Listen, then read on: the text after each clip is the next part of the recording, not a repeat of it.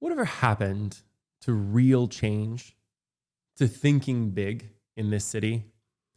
As we continue talking a little bit about what we can do to make LA a better city, can we pause for a moment to talk about the death of the big idea? You see, I was surfing a city council member's Wikipedia page recently, and it talked about the speed bumps that had been put into place, the concrete street replacement program, some street lamps, and moratorium evictions during the pandemic. And all of those are wonderful. Don't get me wrong. They're important parts of what we do. Speed bumps are an essential safety tool. Street lamps are important.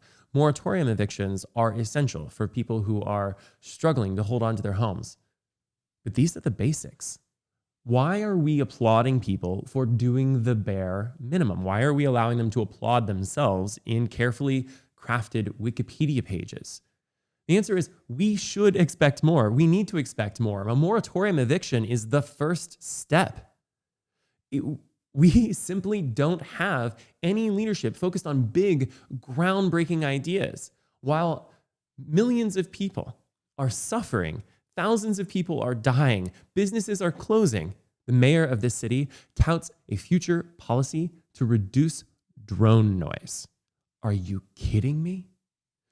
What is happening? He's tweeting about replacing a street lamp. Now, don't get me wrong. I love our street crews who do a great job within the limited circumstances that they've been placed into, but we can do more. What happened to the idea of closing the income inequality gap? What happened to the idea of social justice that drew millions of people into the streets not 6 months ago? What happened to real progress? What happened to real development? If we look at this city, let's take responsible development. If we look at this city and we look at some of the most iconic things to come out in the last 20 years, and there's been a lot of progress with LA Live and The Grove, Grand Park, community public spaces that had community input. There are some real amazing projects that have gotten through. But for every project that hasn't gotten through, there are 10 that haven't. There's real change in this city that could create a more walkable city, a more diverse city, a more balanced city, for resources, for people who live in their local neighborhoods that they need and want. We could solve the grocery desert problem where marginalized communities don't even have access to basic food. We could create more green space. We could create a city that's actually navigable. All of these things are possible. They're big ideas, but they're not impossible. They're actually being done in other cities around the country effectively. But our city council and our mayor and our board of supervisors, our leadership, are content to focus on just the bare minimum, giving themselves a pat on the back for an eviction moratorium during a pandemic. Give me a break. We can and must do more. Homelessness is careening out of control. The divide between the rich and the poor is growing, and we have two sides who are demanding that we either kill the rich or don't care about the poor. Neither one of those is an option. We actually have real solutions that we can put into place, but we don't have any big thinking, because big thinking rocks the boat. It exposes people to public criticism and public investment. Because you have to bear the slings and arrows of listening to people who vehemently disagree with you. And you have to build consensus. You have to go out. You have to engage the community. You have to educate the community. You have to put a proactive effort into engaging people who don't have the time or the energy to be engaged. And all of that is work, and our leaders are lazy because they can stay in office without doing that work. So why do it? It's not to make the city better. They don't care. They've been living off of a government salary for 20 years, and they're going to keep living off a government salary for the next 20 unless we do something about it. And at the end of the day, they'll say they held a community meeting, but who has time to attend a community meeting? People with time on their hands have luxury, and that's not the vast majority of us. A lot of people work all the time just to move forward, just to try to make that leap forward and make a better life for their children. Can you ask really why a single mother of 3 who lives in a marginalized neighborhood isn't attending a council meeting or a neighborhood council meeting or public hearing about what she needs in her neighborhood about a new development?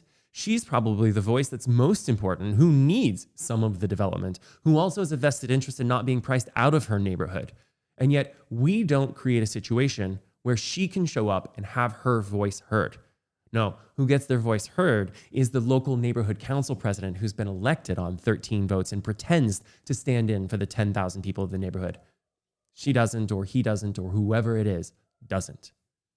The people of this city have big ideas. They want big, real change, progress forward. Yes, they want speed bumps. Yes, they want clean city streets. We can't even get that right.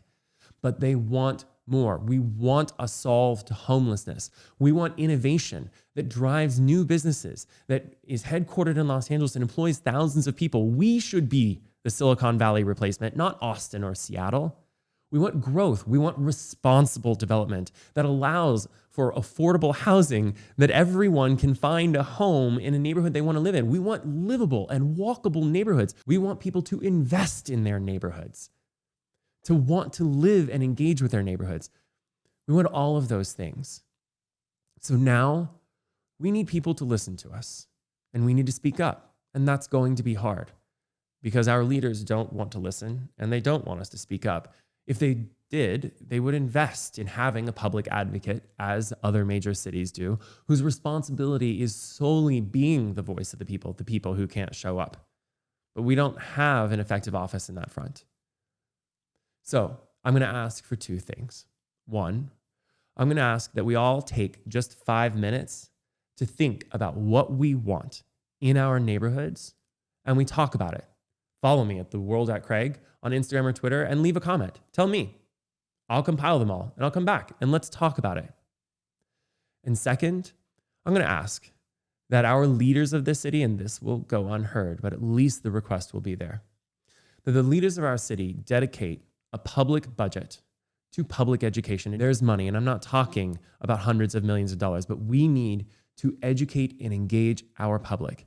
Their voices are not neighborhood councils who are elected for hobbyists and busybodies, but rather for real, everyday people to have a voice, to know what's happening in their community, and to be engaged. Seems like a worthwhile expenditure to me. I hope to see you online, and hope to see maybe someone in the city grow a conscience and develop a budget for public engagement. Thanks. Thanks for tuning in to The World According to Craig. I hope I wasn't too offensive, and if I was, I apologize, so please don't dox me.